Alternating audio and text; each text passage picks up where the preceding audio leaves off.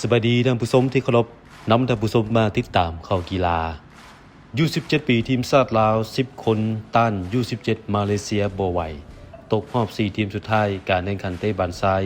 U17 ปีชิงแชมป์อาเซียน2026ที่อินโดนีเซีย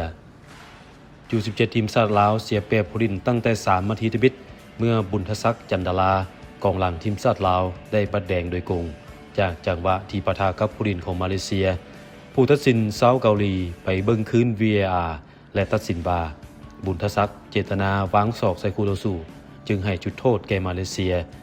และจกบัดแดงให้แก่บุญทศักดิ์ซึ่งข้านสายตาผู้ชมจำนวนบ่น้อยเมื่อทีมชาติลาวเสียเปรียบผู้เล่นเสียจุดโทษและเสียประตูก่อต้านมาเลเซียบ่ไหวเสียให้มาเลเซีย 0-3 ตกรอบอย่างน่าเสียดายมาเลเซียเข้าซิงเป็นครั้งที่3ต่อจากปี2019ไปรุ่นแชมป์สมัยที่3พบกับเวียดนามที่แซงชนะออสเตรเลียแชมป์เก่าแบบฟุตบิด2-1เวียดนามแชมป์3สมัยเข้าซิงเป็นครั้งที่6โดยรอบชิงชนะเลิศจะแข่งขันวันที่24เมษายนนี้เวลา 19:30 ส่วนคู่ชิงที่3ลาวพบออสเตรเลียก็จะแข่งขันวันเดียวกันแข่งเป็นคู่ระบิดเวลา 15:30 ที่สนามเดียวกันจิโรลาเดลตา